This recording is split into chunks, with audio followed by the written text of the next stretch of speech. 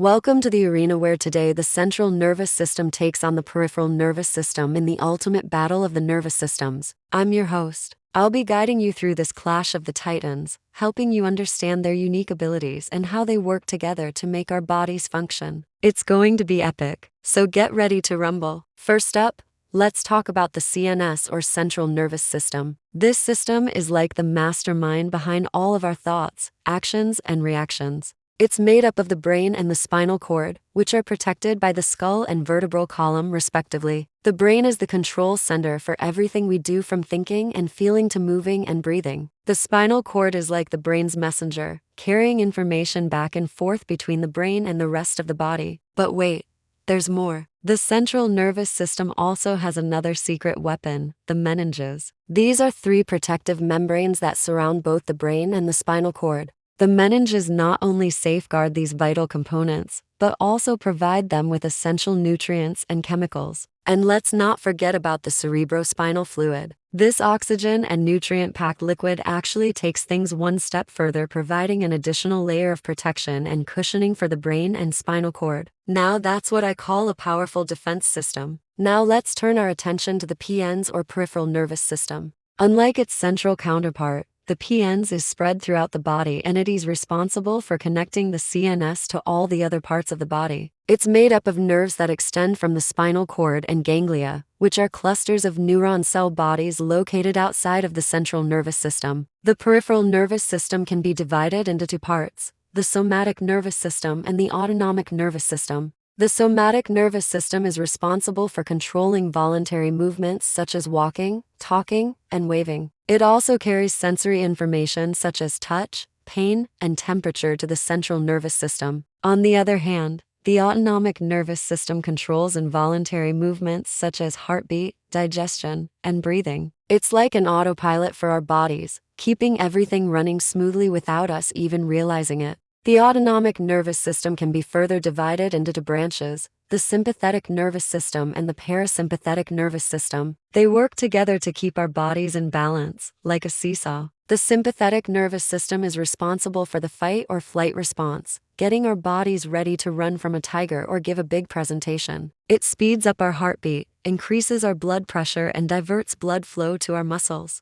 The parasympathetic nervous system, on the other hand, is responsible for calming our bodies down. It slows our heartbeat, lowers our blood pressure, and helps us relax. So now you know the basics of both nervous systems. Let's move on to the main event. What are the key differences between these two? First, let's talk about the location. As we mentioned earlier, the central nervous system is made up of the brain and spinal cord, which are located in the central part of the body. Meanwhile, the peripheral nervous system is made up of nerves that extend from the spinal cord to the rest of the body. Second, let's consider the complexity. The central nervous system is more complex than the peripheral nervous system. The brain alone has billions of neurons that are highly interconnected with each other. The peripheral nervous system, on the other hand, has fewer neurons and they are less interconnected. Third, let's talk about the functions. The central nervous system is responsible for processing sensory information, making decisions, and controlling movements. The peripheral nervous system, on the other hand, is responsible for carrying sensory information to the central nervous system and carrying motor commands from the central nervous system to the muscles. Finally,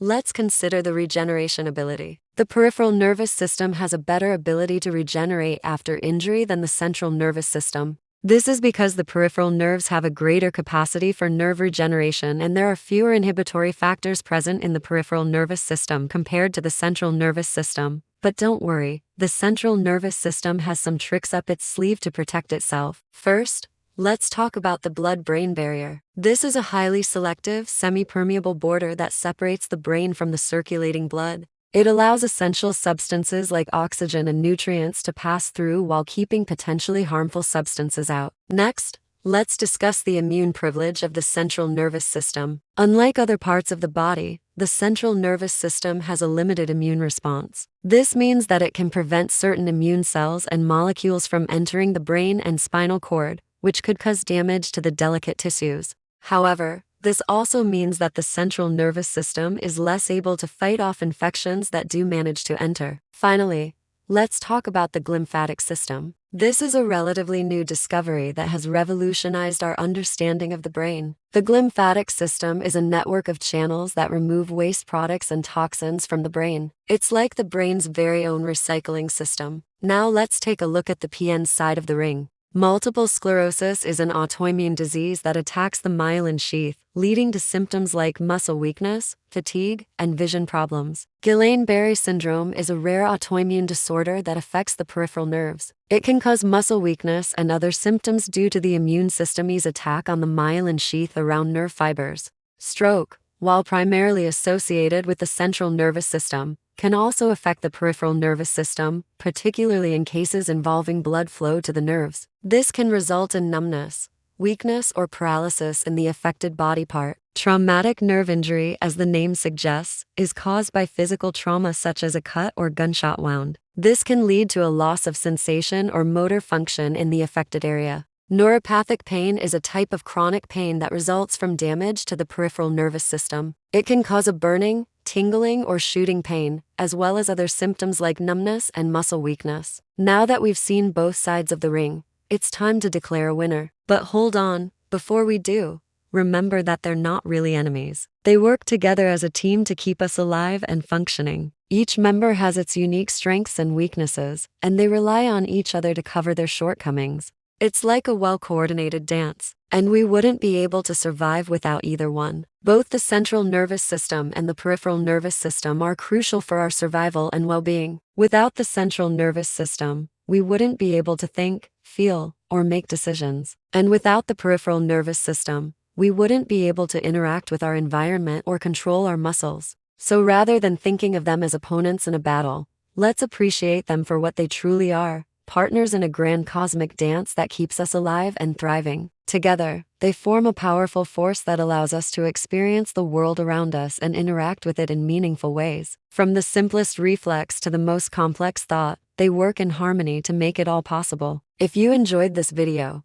please don't forget to give us a thumbs up and subscribe for more updates. And if you have any questions or comments, just drop them down below. We'd love to hear from you. Thanks for watching.